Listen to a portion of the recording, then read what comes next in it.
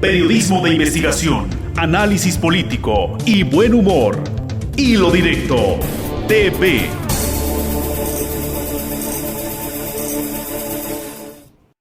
Hola, ¿qué tal? Estamos en Hilo Directo, emisión especial para YouTube.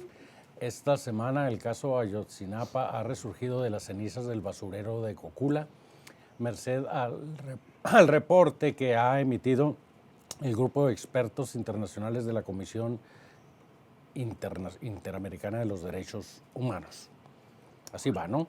Y desde luego se constituye el contenido del informe en un nuevo golpe a la verdad histórica fabricada por la PGR en los días de Murillo Karam y propina a querer una nueva sacudida al gobierno de Enrique Peña Nieto, cuya debilidad fundamentalmente sería la falta de confiabilidad y credibilidad en su mandato entre la mayoría de los mexicanos, de lo que se hace eco la comunidad internacional. Bien, ahora esta tarde está acá con nosotros Servando Pineda, Arturo del Hierro, y vamos a tratar de desentrañar una pregunta que surge lógicamente luego de conocer el informe. ¿Por qué habría mentido el gobierno de Peña Nieto una y otra vez y ahora, esta misma semana, persiste en su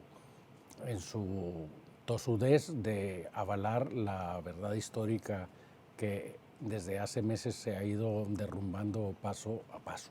¿Qué es lo que hay detrás de los sucesos de hace ya casi un año en Iguala que ha obligado al gobierno de Peña Nieto a aparecer como rehén de acontecimientos que amenazan incluso su permanencia en Los Pinos, si se le quiere ver en el caso más extremo?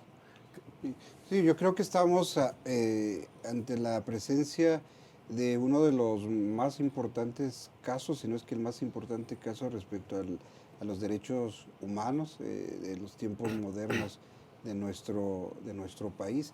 Pero yo creo que también hay algunos signos de querer modificar esta posición inicial que tenía el gobierno mexicano respecto al caso de los muchachos de Ayotzinapa. La reacción inmediata, por ejemplo, que tiene el presidente de no descalificar a priori el informe de la Comisión Interamericana, sino dejar esta veta de que, bueno, vayamos hacia donde nos están pidiendo que marchemos en ese sentido, pues da un viraje en cuanto a la posición que tenía el gobierno mexicano, para quien oficialmente, no hay que olvidar, este caso estaba cerrado, o sea, ya estaba la versión habría que superarlo, la histórica y estaba cerrado. Y cerrado, y de repente aquí te dice, está abierto, hay nuevas líneas de investigación que no se consideraron y habrá que explorarlas. A mí me parece, de entrada, ese es un viraje en cuanto a la posición del gobierno mexicano.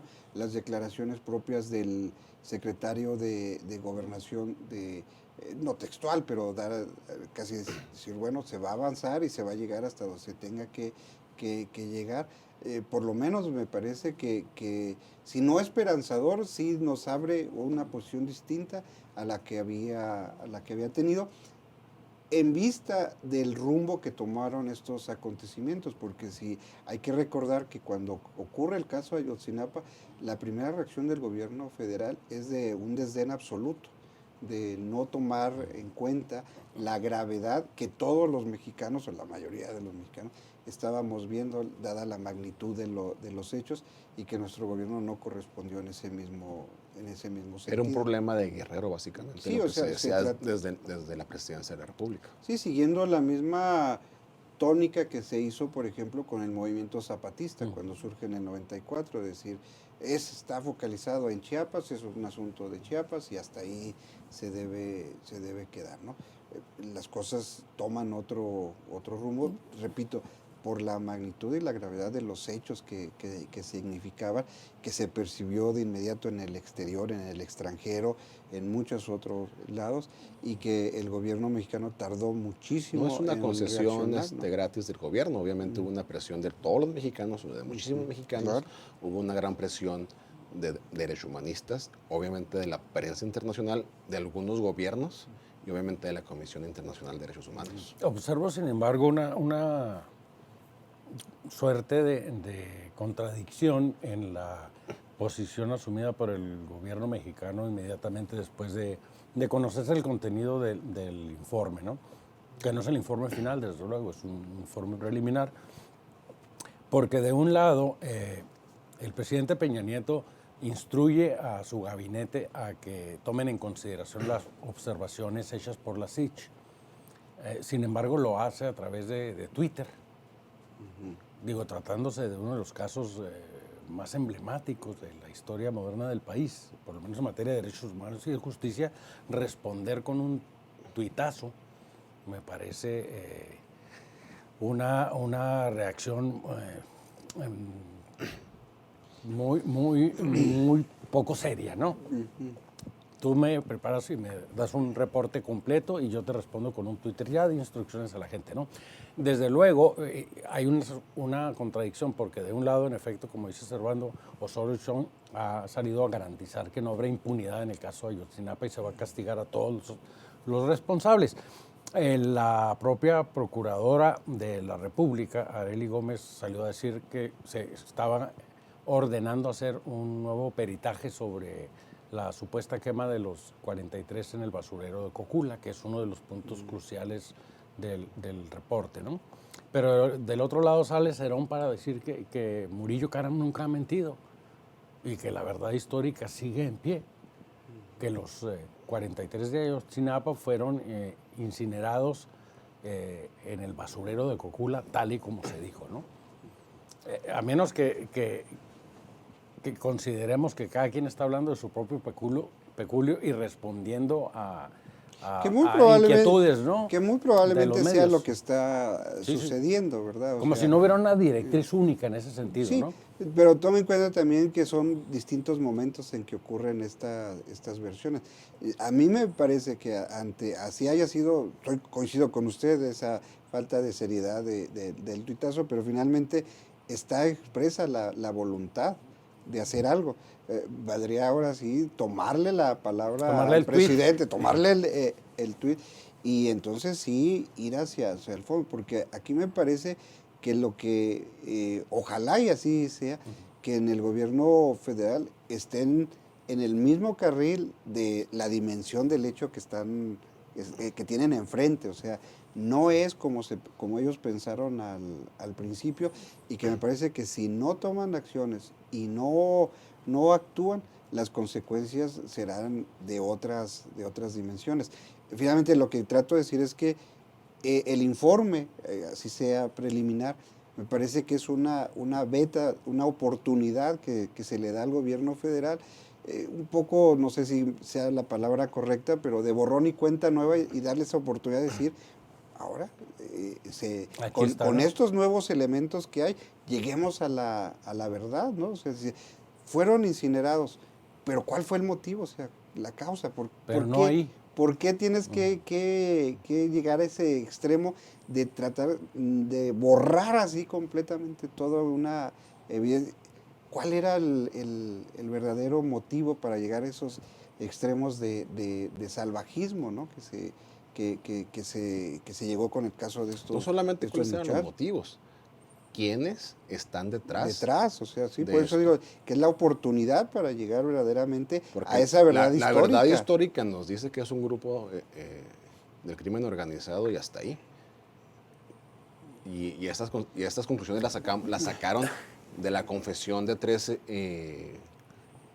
detenidos. Sí, mal haría el gobierno, por ejemplo, en que todo esto que ha dicho sea nada más una especie de ganar tiempo y apostarle otra vez a nuestro ancestral olvido, ¿no? de las cosas, esperando que otro hecho logre borrar, pero la realidad nos ha mostrado que han ocurrido otros hechos, pero el recuerdo o la exigencia de justicia en Ayotzinapa está vigente, porque se logró articular, bien o mal, un movimiento nacional en torno a este hecho, ¿no? No estoy hablando de dimensiones fuertes, grandes, sino simplemente que sí se pudo articular un movimiento nacional que a diferencia de otros hechos, o internacional, ¿verdad? A diferencia de otros hechos de mayor o igual magnitud, no digo que unos sean más graves y otros menos graves, finalmente son tragedias que ocurren en nuestro país, pero que desafortunadamente no lograron concitar este apoyo que se dio en el caso de los muchachos de Ayotzinapa. Ejemplos tenemos, los casos de aquí de las mujeres asesinadas en Juárez, la tragedia de San Fernando con los migrantes que fueron masacrados y todo esto, ¿no? Pero no se pudo articular este tipo de movimientos de la magnitud en que se dio con los de los muchachos. Y hay que reconocer que si el tema se sostiene es gracias a los grupos civiles, gracias a las redes sociales, gracias a que se pudo amalgamar un gran movimiento, no solamente en México, sino, insisto, en casi todo el mundo. Y ha sido la insistencia de estos grupos, ha sido la insistencia de los padres, ha sido la insistencia de los derechohumanistas para que no se quite de la agenda de los medios, no se quite de la agenda de gobiernos y obviamente no se olvide y no se quite de la agenda del gobierno mexicano. Habría que considerar que muy probablemente la verdad histórica de Murillo Karam no mintió en una sola cosa, que detrás de la tragedia y el drama de Ayotzinapa estaba el crimen organizado.